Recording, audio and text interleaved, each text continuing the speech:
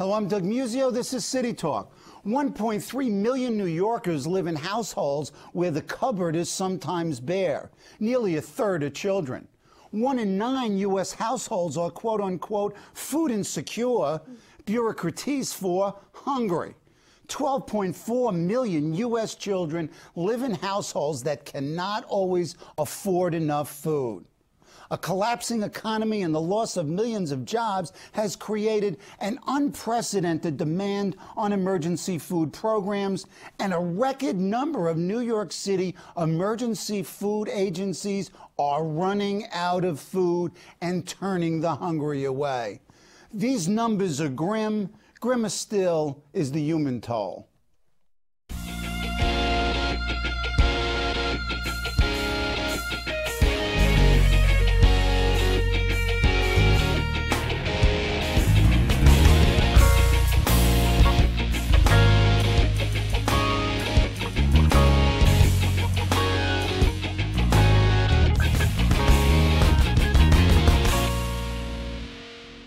To talk about the poor, the hungry, their needs and responses to them are Alexandra Yannias, the coordinator of Interfaith Voices Against Hunger at the New York City Coalition Against Hunger, and Anthony Butler, executive director at St. John's Bread and Life.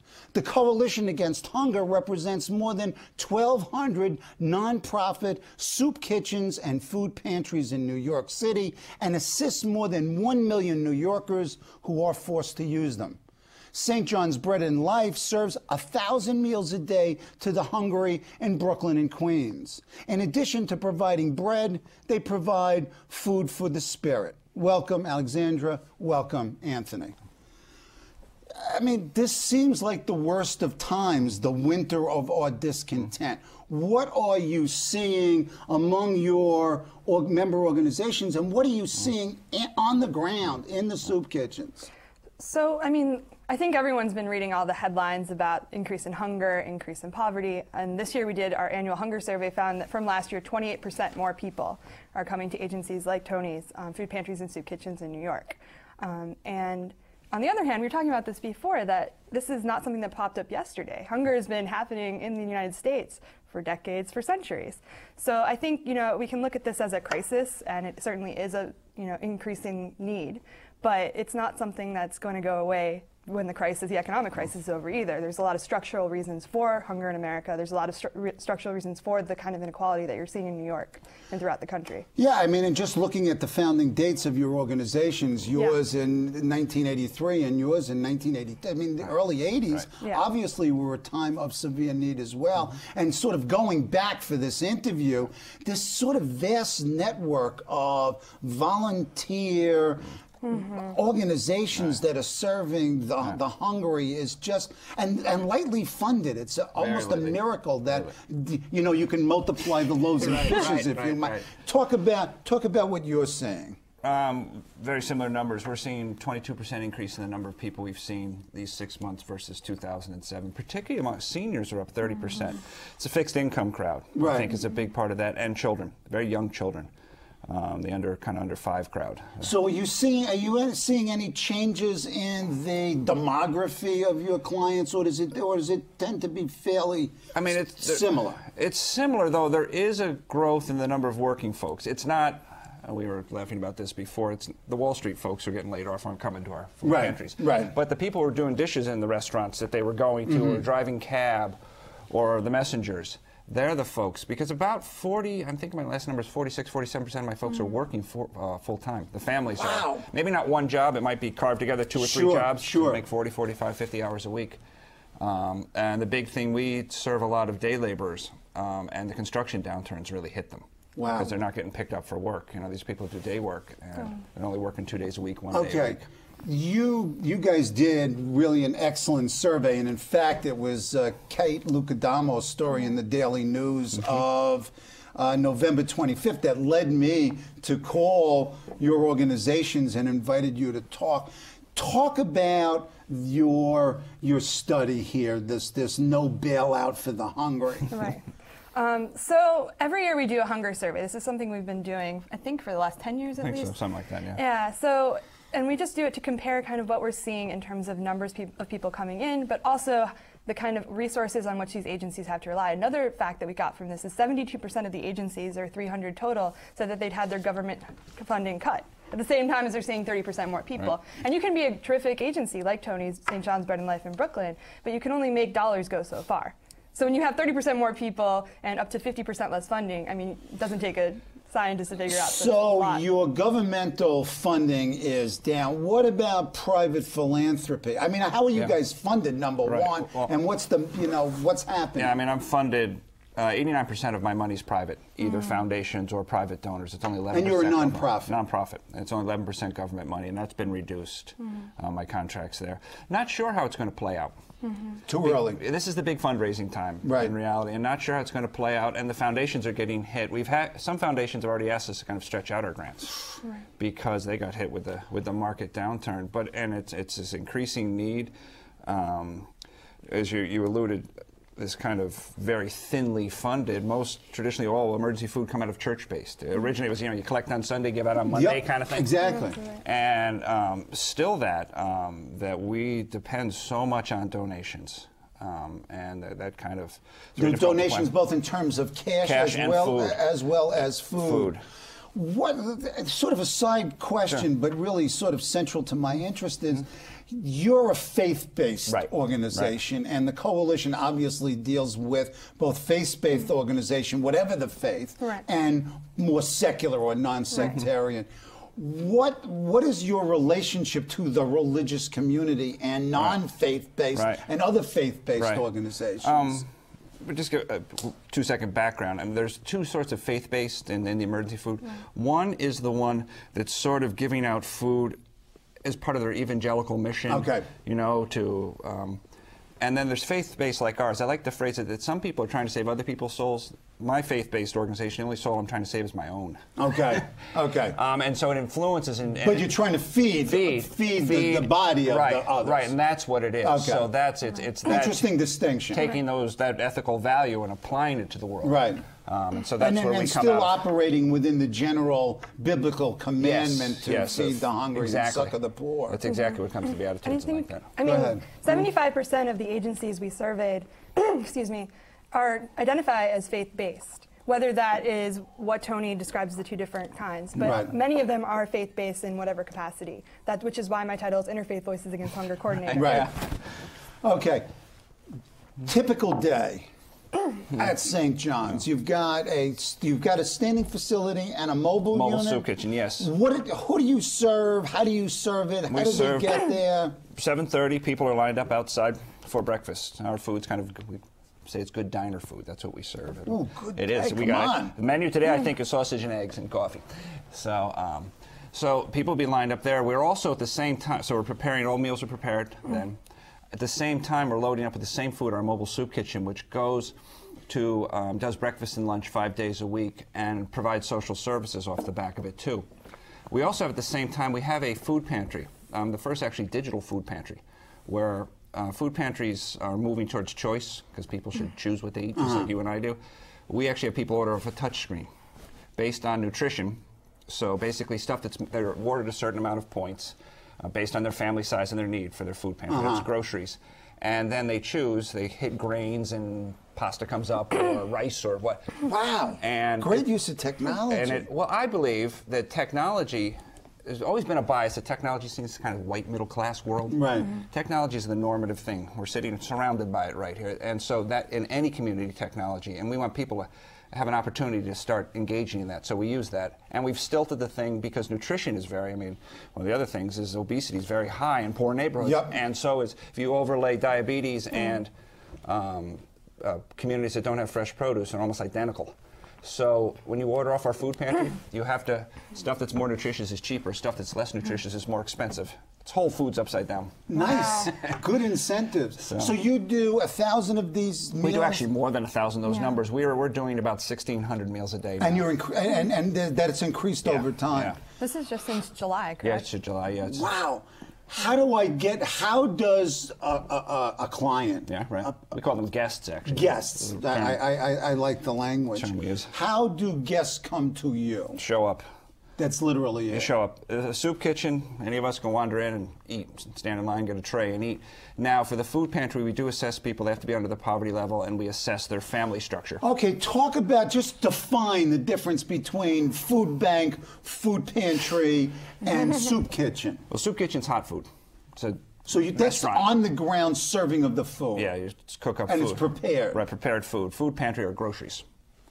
Okay. Groceries, so it's like a free grocery store. It's very much like that. Now, part of our model is we believe that food is the first reason people come in, but we're trying to break some of this cycle. We have a large social service component. We are one of the first that can do online food stamp application right there. People can do food stamp and Medicaid. We were able to procure last year over $800,000 in benefits for our guests, which means they need us less. Right.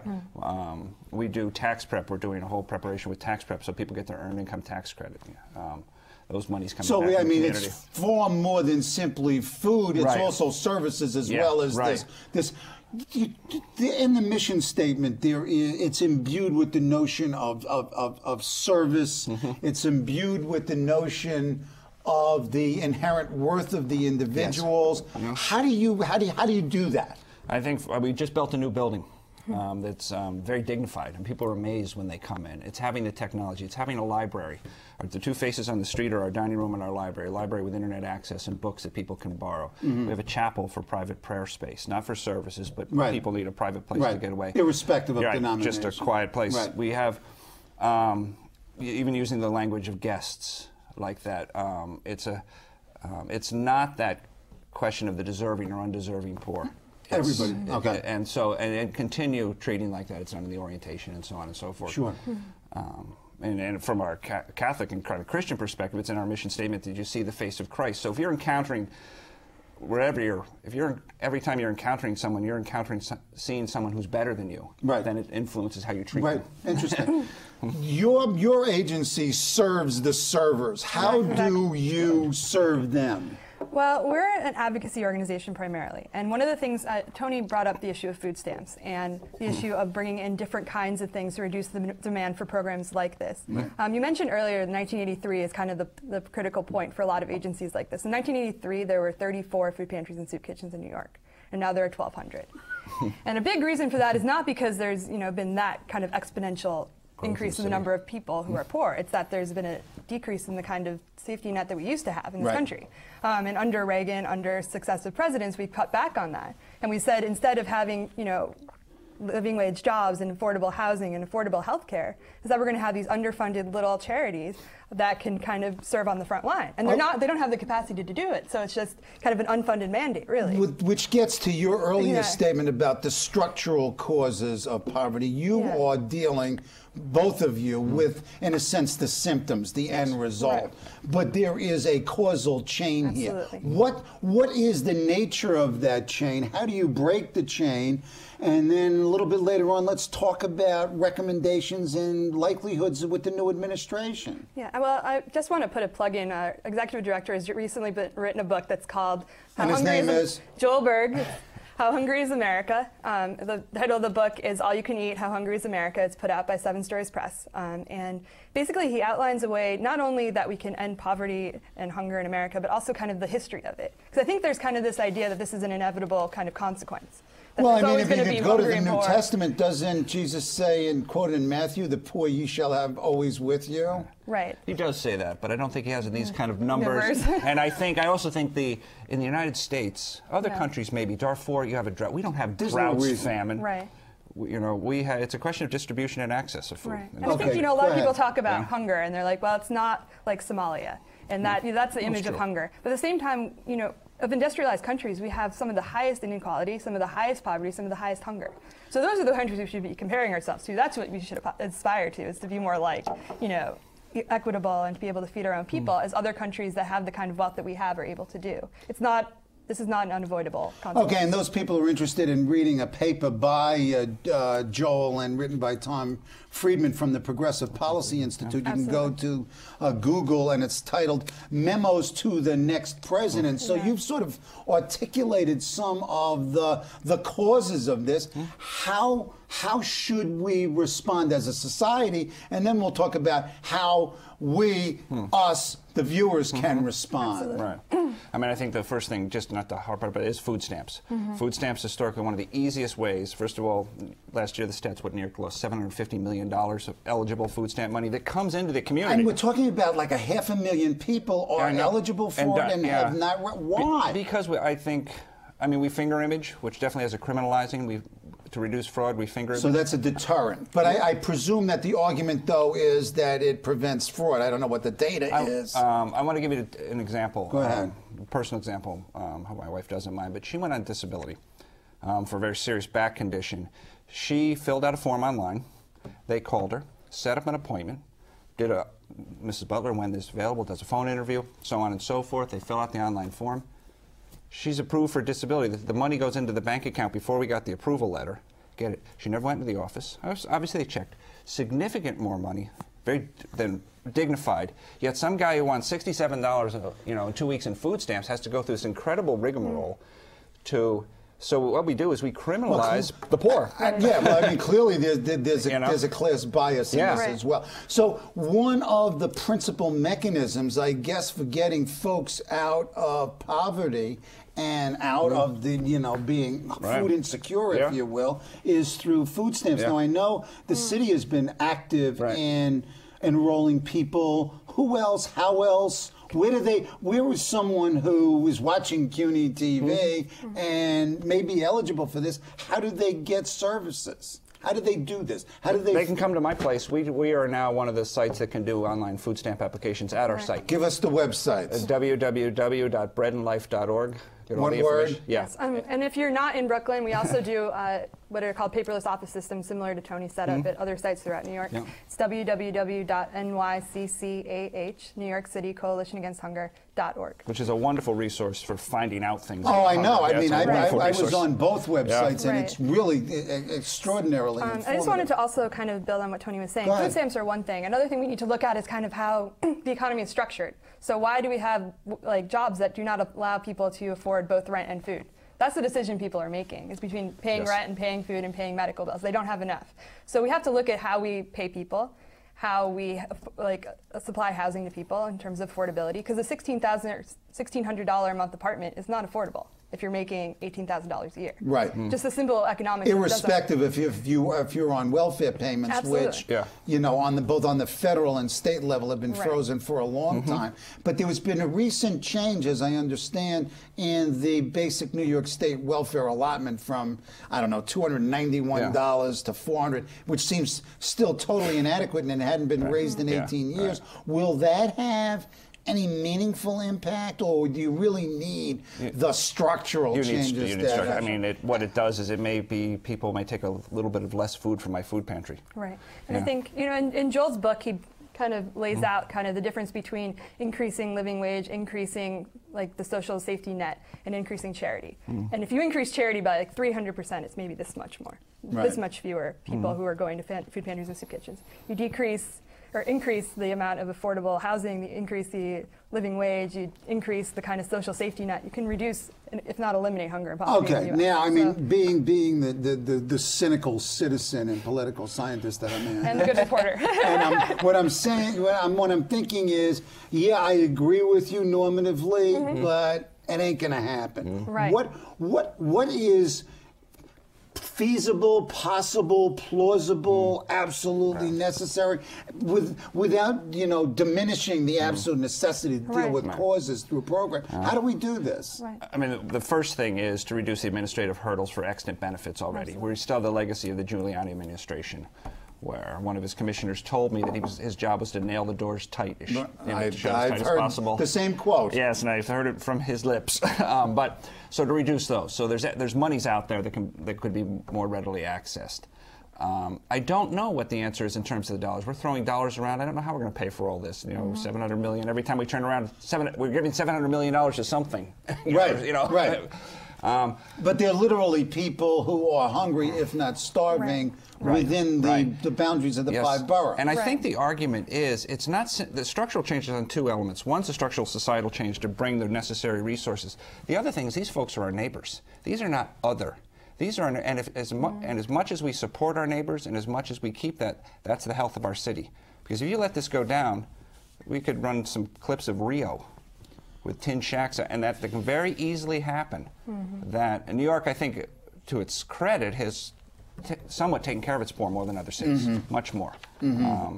But we have to continue to do it, but we have to recognize that these folks are our neighbors. They're not the other. They're not those people. Obama and Biden in their campaign talked about eliminating at least childhood hunger by 2015. And they're talking about feeding and nourishing America's children, providing all poor children with a free school meal, providing nutrition assistance. Worthy goals. Yeah, I think free school meals, if you did free school meals for every kid, you'd go a long way. Yes. No means testing, just have food. And so, I mean, in fact, then are you hopeful? I mean, I mean, clearly the environment we don't know. I mean, the economic environment. But you're somewhat optimistic that this administration will have an orientation toward this, because we didn't hear the words hunger, poor, or poverty very much in this campaign at all. I know. Although, I taught a course with Mario Cuomo, and he kept saying, "What three words haven't you heard?" Right. And I mean, they did put out that pledge to end child hunger by 2015. So that's, that's something we can do, and I think it is realistic that we can do it. We actually have on our website, www.nica.org/endchildhunger, recommendations. You got it. What's NYCA? NYCCAH.org. And then, but the backslash is End Child Hunger. We have a number of recommendations kind of modeled on this, which they can actually do. There's a reauthorization of all the child nutrition programs next year. So give us what are these what are you guys recommending? What do you making WIC, the Women, Infants, and Children program, an entitlement, so that all people can get it. What is it now, and what does it do? It basically provides young mothers or mothers with young children access to nutrition, an increase in what they would get from food stamps, access to different kinds of nutritious foods that their young children need. So that's one program we would like to see more funding for. Another thing is, like Tony said, and this is a federal program. Yes. Okay. So a lot of these programs are federal dollars that would come to New York. Okay. So food stamps is federal dollars that we could bring into New York's economy. Okay. And so there's like a lot of different programs like that. The school meals program is another thing that's big. Tony, I don't know if you. Yeah. No, I think all of those. I am, back to your earlier point, encouraged that this conversation is finally happening again, and that government can. It's not the sole answer, but it does have a responsibility, because government is. Cicero said that, man is a state writ small. Well, the government is a state writ, man writ large. Right. And so we do have an obligation. And to see these conversations going, and there's never perfect solutions, but that it is important stuff. And because the feds have, for the last history of our agencies, basically abrogated their responsibility and pushed everything. It's like if you live on Long Island and your taxes are way high, that's because you need so much money to run a community, and they push the burdens down on local communities who can't endure them. Yeah, and I think, when you're talking about money, like, we're sitting here talking about $50 million, $100 million, which is a lot of money, but we just gave $700 billion to Wall Street. Yeah, there seems what I mean? There seems to be equity, fairness, and ethical issues wrapped around just all of this. Right. Just a couple. And I think it's because we've also said, historically, that, the trickle down, that we help Wall Street, it will trickle down to all of us. But we don't realize if we don't support people who are low income, people who are working, it will also affect our economy in a very similar, disastrous kind of way. Right. I mean, clearly there are social costs. I mean, I read some of the data on both of your websites, particularly yours, that there's a loss of $90 billion annually in the U.S., the economic costs of hunger, and that New York City residents, Joel wrote this, $2.6 billion per year, resulting from indirect costs of the city's hungry. So, and then there's the obesity and all the other medical. So, I mean, we can make forget about the ethical argument, we can make an argument here on self-interest. It's an economic argument. Especially with the children, because as children in this economy, as there's more and more obesity and diabetes at a young age, that's going to transfer into older adults also having diabetes and obesity-related issues that are going to be huge medical costs for our society. What can we do? Us, the citizenry, the residents, the viewers. What can we do for you and for the hungry? Talk about what you need. How can we provide it? It works its way up. Is donations of both food and money to continue to respond, because these symptoms are here. Right. We can have these large conversations. But and how do they do? How do people donate food and money? They can go to my website. They can donate right online if they want to.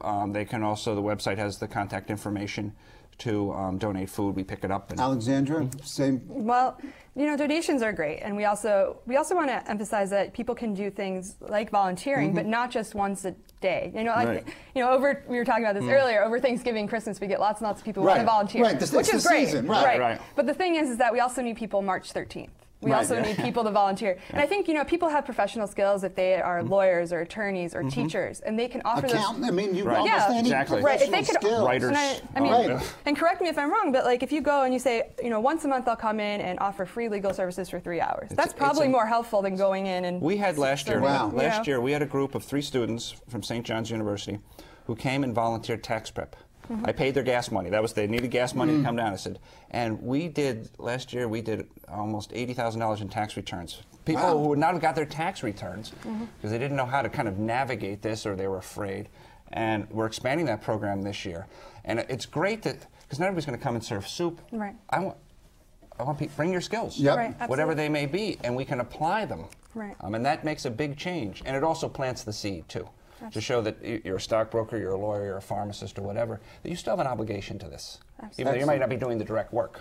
Excellent. So. And you know, other things are too. We've been talking about a lot of like government programs and how they can really help to solve the underlying causes of hunger.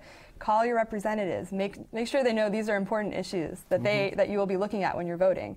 And I think, you know, with Obama coming into office soon, it's really important that we stay on him and make sure that he keeps his campaign promises. Okay, but I guess the message is give, volunteer, and advocate.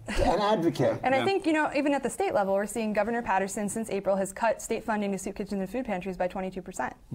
At the same time, you know, as they're seeing. So that's part of the 72% of agencies who said they'd have government funding cuts are seeing it at the state level from a governor who came in on this progressive kind of platform. So that's another thing you could do. If you could call, you can write. We have letters on our website that you can, you know, stay on in terms of. Thank you. Thank you for the good work and. There, but for the grace. Yeah, absolutely. Thank you. Thank you.